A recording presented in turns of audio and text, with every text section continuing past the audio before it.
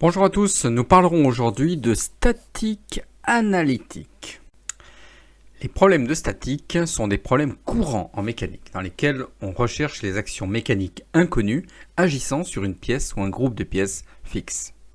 Par exemple, cette potence soumise à une action de 500 N en C.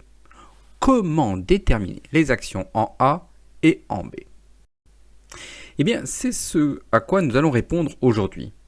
Que signifie isoler ou faire le bilan des actions mécaniques extérieures dans le cadre particulier de l'étude analytique? On verra qu'il y a deux séries d'équations qui seront issues du principe fondamental de la statique, sur les efforts et également sur les moments. Ensuite, nous détaillerons deux méthodes particulières pour obtenir l'équation sur les moments.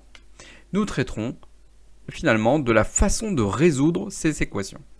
On se servira bien de l'exemple que nous avons introduit et on va le développer tout au long de cette vidéo. Parlons de l'isolement du solide ou le bilan des actions mécaniques extérieures. Cela consiste à étudier l'ensemble des actions mécaniques extérieures donc qui agissent sur celui-ci. On énumère les points d'action et on écrit le torseur statique associé.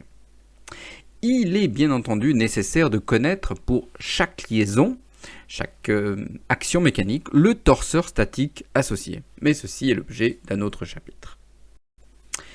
Du PFS, on déduit deux principes.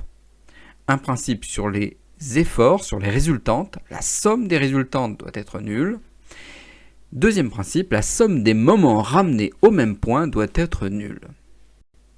L'écriture du principe fondamental de la statique sur les résultantes est le plus simple. Il suffit de faire la somme des résultantes. En 2D, cela donne deux équations, une sur x, une sur y.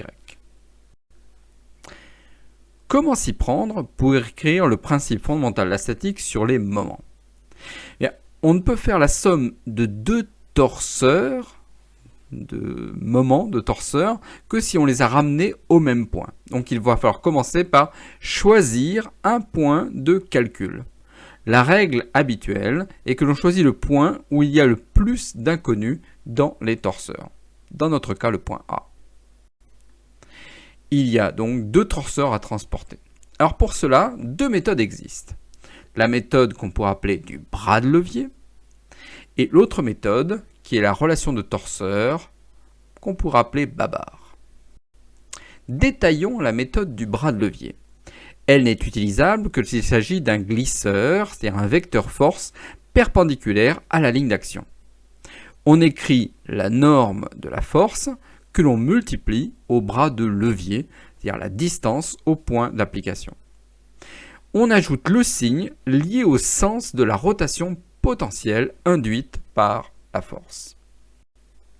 En appliquant ceci à notre exemple, on constate que le moment en A créé par le torseur FB de 1 sur 2 vaut moins 300 fois XB. Le moment A créé par l'autre torseur, FP 1 sur 2, vaut moins 500 par 500. Parlons maintenant de l'autre méthode de résolution. La relation Babar, entre guillemets, elle est utilisable dans tous les cas de figure. Et je vous propose de traiter donc l'exemple par ces deux méthodes. Alors ça nous donne donc ceci. Fort heureusement, nous obtenons bien entendu le même résultat. Quelle que soit donc la méthode de calcul choisie, on doit aboutir au même résultat et on peut écrire la dernière équation, l'équation sur les moments. La suite de la résolution consiste à résoudre mathématiquement ce système donc, de trois équations à trois inconnus. Alors, on peut le faire par la méthode de substitution. De l'équation 3, je tire xb, puis de 2, yk, et enfin de l'équation 1, xa. On peut ajouter que l'on peut facilement obtenir maintenant la norme de l'action, la force on peut dire, agissant au point A puisqu'il s'agit d'une rotule. En résumé, que retenir? On part de la formulation de l'étude, souvent sous forme d'un schéma cinématique. On écrit le bilan des actions mécaniques extérieures sous forme torseur, puis on applique le principe fondamental de la statique, alors qui recouvre deux aspects, un sur la somme des résultantes, qui doit être nulle, la méthode du bras de levier, la méthode Babar. La méthode du bras de levier, on se rappellera bien qu'il faut que le vecteur force soit perpendiculaire au vecteur déplacement. On peut dès lors écrire la troisième équation. Il nous suffit enfin de résoudre ce système de trois équations à trois inconnus.